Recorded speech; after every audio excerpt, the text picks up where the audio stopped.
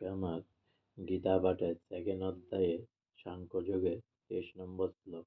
নৈনং ছিদ্যন্তি শস্ত্রাণি নৈনং দহতি পাপক ন চৈনং কিলে দয়ন্তপ ন শোষয়তি মারুত।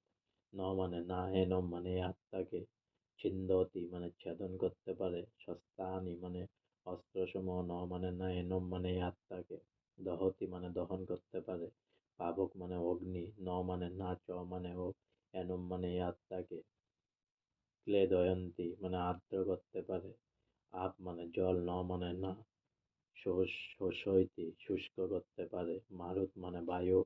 অনুবাদ: আত্মাকে অস্ত্রের দ্বারা কাটা যায় না, আগুনে পোড়ানো যায় না, জলে ভেজানো যায় না, অথবা হাওয়াতে শুকানোও যায় না। তাৎপর্য: তরবারি, আগ্নেয় অস্ত্র, বজ্রনাস্ত্র, বায়বীয় অস্ত্র আদি কোন রকমের অস্ত্রশস্ত্রই আত্মাকে হত্যা করতে পারে না, এ শ্লোকে বোঝা যায়। মহাভারতের যুগে আধুনিক যুগের মতো আগ্নেয়াস্ত্র তো ছিলই, তাছাড়া জল, বায়ু, আকাশ আদির তৈরি অস্ত্রের ব্যবহারও ছিল। আধুনিক যুগে পারমাণবিক অস্ত্রশস্ত্রগুলি এক রকমের আগ্নেয়াস্ত্র, কিন্তু তথাকথিতভাবে বিজ্ঞানের উন্নতি হলেও জল, বায়ু, আকাশ আদির দ্বারা নির্মিত অস্ত্রের ব্যবহার আধুনিক বৈজ্ঞানিকদের কাছে সম্পূর্ণ অজ্ঞাত। মহাভারতের যুগে জলীয় অস্ত্রের দ্বারা পারমাণবিক অস্ত্রের মতো আগ্নেয়াস্ত্রকে খণ্ডন করা হতো, যা আজকের বৈজ্ঞানিকদের কল্পনারও অতীত। সেই যুগের বীরেরা যে সমস্ত অদ্ভুত জটিকা অস্ত্রের ব্যবহার জানতেন, তা আধুনিক বৈজ্ঞানিকেরাও কল্পনাও করতে পারে না। অগ্নি, জল, বায়ু, আকাশ আদির এত সমস্ত অস্ত্র থাকলেও কোনো বৈজ্ঞানিক অস্ত্রের দ্বারা আত্মাকে হত্যা করা যায় না। মায়াবাদীরা বুঝাতে পারেন না কেমন করে জীবাত্মা নিতান্তই অজ্ঞাতর ফলে জড় অস্তিত্ব লাভ করে এবং তার ফলে মায়া শক্তিতে আচ্ছন্ন হয়ে পড়ে।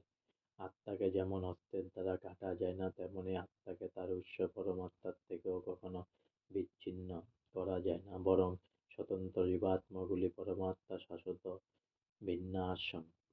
যেহেতু সনাতন জীবাত্মা পরমাণু সদৃশ, তাই ভগবানের বহিরঙ্গা মায়া শক্তির দ্বারা তাদের আচ্ছাদিত হয়ে পড়ার প্রবণতা দেখা যায়, এবং এভাবে তারা ভগবানের সান্নিধ্য থেকে বিচ্যুত হয়ে পড়ে। ঠিক যেমন আগুনের স্ফুলিঙ্গ, যদিও আগুনের সঙ্গে তা গুণগতভাবে এক ও অভিন্ন, কিন্তু আগুনের থেকে বেরিয়ে এলে তা নিভে যায় এবং তখন আর তার মধ্যে আগুনের বৈশিষ্ট্যগুলি দেখা যায় না।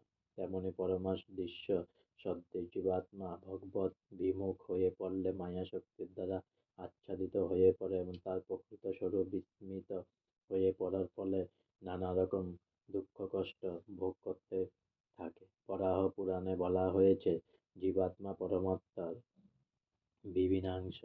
ভগবদ্গীতাতে বলা হয়েছে, জীবাত্মার সঙ্গে পরমাত্মার এই সম্পর্ক নিত্য শাশ্বত।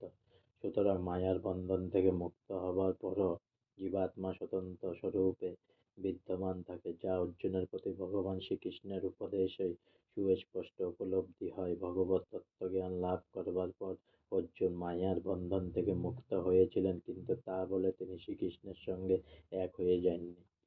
আজকে আমার গীতা পাঠের সেকেন্ড অধ্যায়ের সাংখ্যযোগের 23 নম্বর শ্লোক এখানেই সমাপ্ত হলো। হরে কৃষ্ণ কৃষ্ণ কৃষ্ণ হরে হরে, হরে রাম রাম রাম হরে হরে। অনেক অনেক সাবস্ক্রাইব করুন আমার চ্যানেলটি, অনেক অনেক লাইক করুন প্লিজ।